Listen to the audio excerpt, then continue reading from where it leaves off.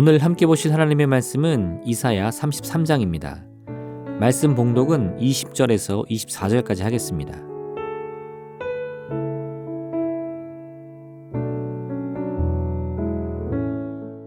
우리 절기의 시온성을 보라. 내 눈이 안정된 처소인 예루살렘을 보리니 그것은 옮겨지지 아니할 장막이라. 그 말뚝이 영영이 뽑히지 아니할 것이요 그 줄이 하나도 끊어지지 아니할 것이며 여호와는 거기에 위엄 중에 우리와 함께 계시리니 그곳에는 여러 강과 큰 호수가 있으나 노젓는 배나 큰 배가 통행하지 못하리라. 대저 여호와는 우리 재판장이시요 여호와는 우리에게 율법을 세우시니요 여호와는 우리의 왕이시니 그가 우리를 구원하실 것임이라. 내 돛대에 줄이 풀렸으니 돛대의 밑을 튼튼히 하지 못하였고 돛을 달지 못하였느니라. 때가 되면 많은 재물을 탈취하여 나누리니 저는 자도 그 재물을 취할 것이며 그 거주민은 내가 병들었 나라 하지 아니할 것이라. 거기에 사는 백성이 사죄함을 받으리라. 아멘.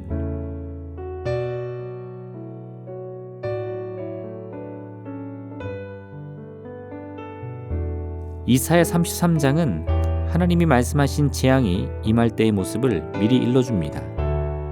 너희가 결을 잉태하고 짚을 해산할 것이며 너희 호흡은 불이 되어 너희를 삼킬 것이며 민족들은 불에 굽는 횃돌 같겠고 잘라서 불에 사르는 가시나무 같으리로다. 누구도 하나님의 심판을 피할 수 없습니다. 사람들은 마치 겨와 짚을 품고서 그 호흡으로는 불을 뿜어내는 운명이 될 것입니다. 온몸에 겨와 짚이 가득한데 호흡마다 불이 뿜어져 나온다면 그 운명이 어떻게 되겠습니까? 온몸이 불에 사르는 운명을 피할 수가 없을 것입니다. 그런데 이와 같은 심판의 결과로 하나님의 시온은 온 땅을 황폐하게 하는 이들로부터 자유를 얻게 된다는 것입니다. 본문이 말하고 있는 시온은 지적인 의미에서의 예루살렘만을 가리키는 것이 아닙니다. 여기서 언급되는 시온은 말 그대로 하나님이 거하시는 진정한 의미에서의 하나님의 도성을 의미하고 있는 것입니다. 그러니 하나님의 심판으로 시온성이 온전해진다고 해서 실제 예루살렘 도성은 아무런 해도 입지 않고 무사히 하나님의 심판을 피할 수 있을 것이라 생각해서는 안 됩니다. 오히려 죄와 허물로 가득한 예루살렘이 하나님의 심판의 불로 그 모든 죄의 흔적들을 다 제거한 후에 비로소 진정한 하나님의 도성 시온의 본 모습을 찾게 되는 것입니다. 여기서 말하는 시온의 본 모습 또한 우리 눈에 보이는 환경적인 변화로만 바라봐서는 안 됩니다. 오늘 본문은 시온성이 회복될 때 여호와 하나님께서 직접 하나님의 도성에 거하시며 재판장과 왕이 되셔서 온 백성을 정의와 공의로 다스리신다 말씀합니다. 즉 하나님의 심판으로 모든 죄의 흔적으로부터 해방된 시온의 모습을 묘사한 구절은 영적이고 육적인 문제가 모두 해결된 완전 무결한 예루살렘에 대한 은적 표현이라고 보아야 할 것입니다. 이때 중요한 것은 이와 같은 하나님의 심판의 결과가 절망과 죽음이 아닌 치유와 회복을 가져온다는 사실입니다. 하나님의 심판이 임했을 때 예루살렘 온 도성은 마치 불에 굽는 횃돌 같은 큰 고통을 겪게 될 것입니다. 그러나 그 결과는 온 백성을 멸절시키는 죽음의 심판이 아닙니다. 이 큰 고통의 결과로 예루살렘은 오히려 오직 공의롭게 행하는 자, 정직히 말하는 자, 토색한 재물을 가증히 여기는 자, 손을 흔들어 뇌물을 받지 아니하는 자, 귀를 막아 피 흘리려는 꾀를 들지 아니하는 자, 눈을 감아 악을 보지 아니하는 자들이 높고 견고한 바위에 거함으로 하나님께서 공급하시는 양식과 물을 영원토록 누리는 복을 얻게 될 것입니다. 결국 하나님의 심판으로 사그라드는 것은 불의를 행한 자들 뿐입니다. 하나님의 도성 예루살렘을 가난한 자들과 정직한 자들의 눈물과 피로 채워왔던 그들은 심판의 불로 인해 불에 사르는 가시나무처럼 사라질 것이요 오직 하나님의 정의와 공의를 행하는 이들만이 남게 될 것입니다.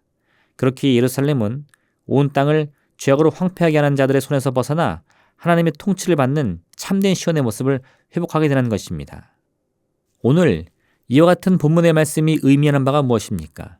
이는 우리를 향한 하나님의 진정한 뜻과 섭리의 본질이 무엇인지를 보여줍니다. 하나님의 임재는 때로는 고통과 슬픔의 순간이 되기도 합니다. 왜냐하면 우리가 하나님 앞에 서게 되면 어느 누구라도 자신이 행해온 죄와 어둠을 가릴 수가 없기 때문입니다. 사도 바울은 다메섹으로 가던 길에 환상 중 예수 그리스도를 만났습니다. 그리고 그 결과 그는 앞을 볼 수 없게 되었습니다. 하나님의 음성을 듣고 찾아온 아나니아는 바울을 향해 이렇게 말합니다.